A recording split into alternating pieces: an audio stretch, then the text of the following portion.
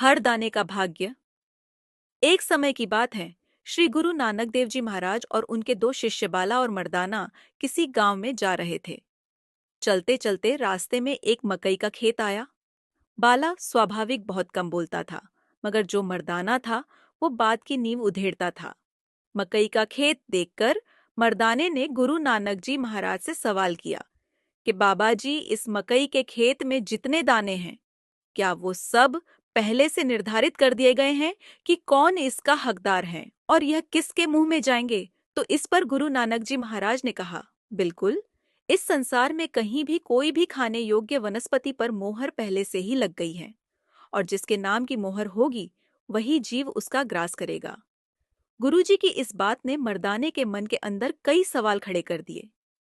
मर्दाने ने मकई के खेत से एक मक्का तोड़ लिया और उसका एक दाना निकालकर हथेली पर रख लिया, और गुरु नानक जी महाराज से यह पूछने लगा, बाबा जी, कृपा करके आप मुझे बताएं कि इस दाने पर किसका नाम लिखा है? इस पर गुरु नानक जी महाराज ने जवाब दिया कि इस दाने पर एक मुर्गी का नाम लिखा है। मर्दाने ने गुरुजी के सामने बड़ी चालाकी दिखाते हुए मकई का वो दाना अपने मुंह में फेंक लिया और गुरुजी से कहने लगा कि कुदरत का यह नियम तो बड़ी आसानी से टूट गया। मर्दाने ने जैसे ही वो दाना निगला, वो दाना मर्दाने की श्वास नली में फंस गया। अब मर्दाने की हालत तीर लगे कबूतर जैसी हो गई। मर्दाने ने गुरु नानक देव जी को कहा कि बाबा जी, कुछ कीजिए, नहीं तो मैं मर जाऊंगा। गुरु नानक देव जी महाराज ने कहा, बेटा, मैं क्या करूं? कोई वैद्य या हकीम ही इसको निकाल सकता है। पास के गांव में चलते हैं, वहां किसी हकीम को दिखाते हैं। मर्दाने को लेकर वो पास के एक गांव में चले गए। वहां एक हकीम मिले। उस हकीम ने मर्दाने की नाक में नसवार डाल दी। नसवार बहुत तेज थी।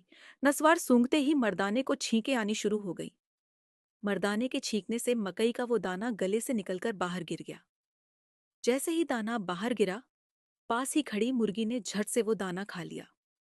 मर्दाने ने गुरु नानक देव जी से क्षमा मांगी और कहा, बाबा जी, मुझे माफ कर दीजिए। मैंने आपकी बात पर शक किया।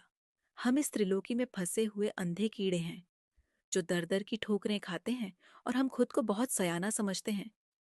बड़े अच्छे भाग्य से हमें यह शरीर मिला, बड़े भाग्य से सेवा मिली, सत्संग मिला, और मुर्शिद ने हम जैसे कीड़ों की जिम्मेदारी लेकर नाम दान की बख्शीश भी कर दी।